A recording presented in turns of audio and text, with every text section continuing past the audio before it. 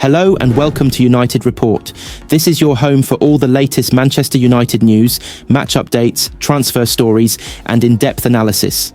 Stay connected and never miss a moment. Subscribe now to stay ahead with everything happening at Old Trafford. In one sense, the international break could not have come at a worse time for Manchester United and their boss Ruben Amarim, bringing a halt to their recent momentum.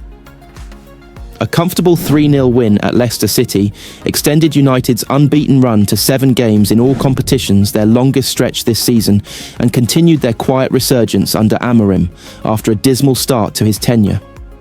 But after the victory at the King Power Stadium, rather than bemoaning the 2-week hiatus for internationals, Amarim welcomed the break because, as he put it, his players were at the limit. "We're going to use this window to rest and recover. It will be good," said Amarim. "When we return, it will be like starting from scratch."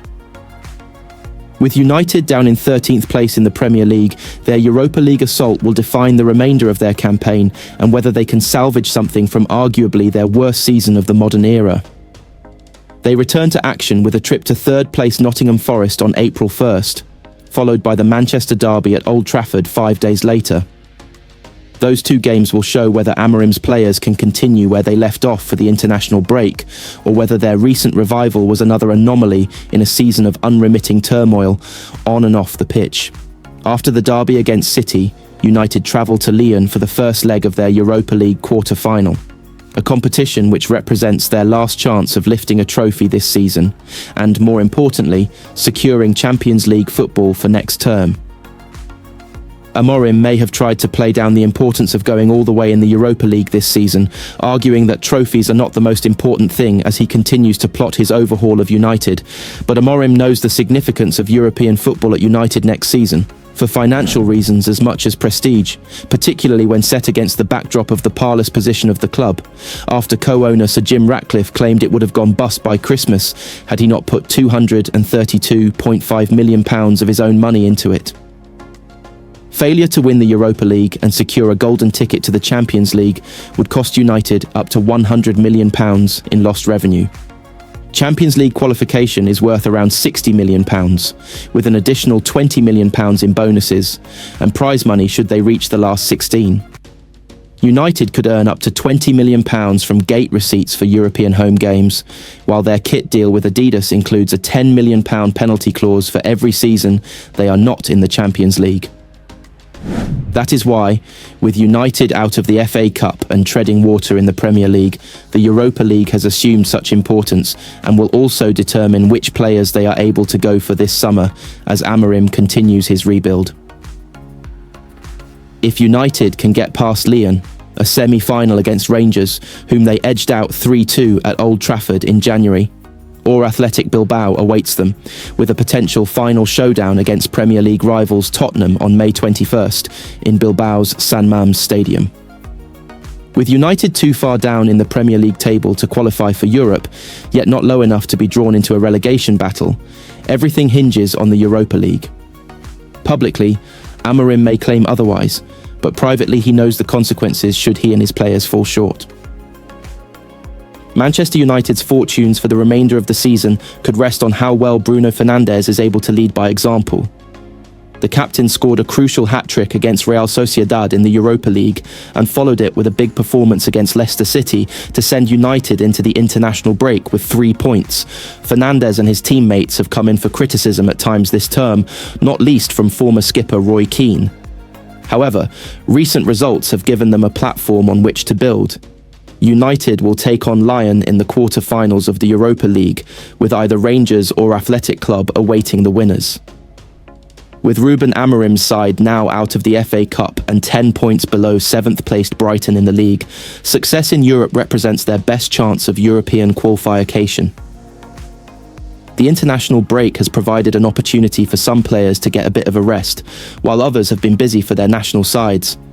Fernandes played the full 120 minutes for Portugal in their UEFA Nations League quarter-final, where they needed extra time to claim a 5-3 aggregate victory over Denmark. As we approach the return of domestic football, United's captain remains the subject of discussion. Here are Mirror Football's latest lines from around Old Trafford. Former Manchester United captain Brian Robson has been impressed with Bruno Fernandes' resurgence in the second half of the season, but still feels the Portuguese has work to do. I hope that he stays away from the rolling over when he gets tackled and that sort of thing, Robson said via BetSelect, but he's coming into his own as a captain. I think the manager has told him, you've got to be a leader on the pitch.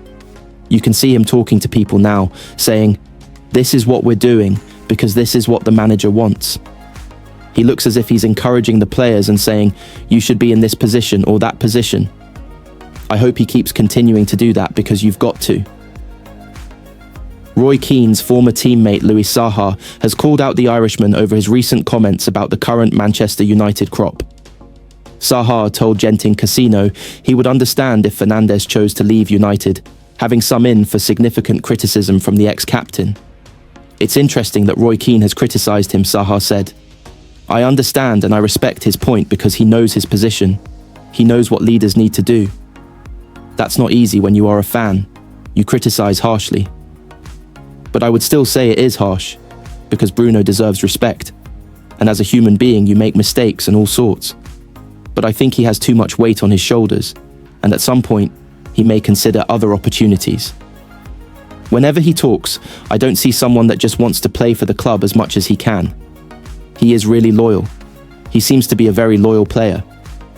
So I do think that he will be likely to stay. Jadon Sancho is eyeing up a shock return to Borussia Dortmund, it has been claimed. Earlier in the week, it emerged that Chelsea are expected to exercise their obligation to buy the Manchester United star at the end of the season, but he might not stay at Stamford Bridge for long. According to Bild, Sancho has submitted a transfer request to his management in an effort to rejoin Dortmund for a third spell. The publication claims his desire to move back to Germany is growing by the day. Sancho made his senior debut with Dortmund after coming through the Manchester City Academy, scoring 50 goals in 137 games for the club before making a £73 million Manchester United switch in 2021. He returned to Signal Iduna Park on loan last season, playing 21 times for the Champions League finalists. Manchester United legend Brian Robson has urged Bruno Fernandes to cut out the play acting amid fears he's setting a poor example as captain. Despite Fernandes being in fine form with 6 goal contributions in the last 4 Premier League matches, there are concerns over his suitability as skipper. Robson, himself a former Red Devils captain, said he was impressed with how Fernandes had grown into the role, but insisted he still had 1 or 2 creases to iron out. I hope that he stays away from the rolling over when he gets tackled and that sort of thing, Robson told the Manchester Evening News. But he's coming into his own as a captain. I think the manager has told him you've got to be a leader on the pitch. You can see him talking to people now saying, this is what we're doing because this is what the manager wants. But he's coming into his own as a captain. I think the manager has told him you've got to be a leader on the pitch. You can see him talking to people now saying, this is what we're doing because this is what the manager wants. He looks as if he's encouraging the players and saying, you should be in this position or that position. I hope he keeps continuing to do that because you've got to. He added, if you've got a football brain and you're playing well, and the manager has made you captain, you've got to try and get the best out of the players around you and make sure that they do what the manager asked them to do. I think Bruno has done what I'd expect of a United captain, to a degree. Unfortunately for Bruno, the team hasn't been good enough to win as many or major trophies as Manchester United should win.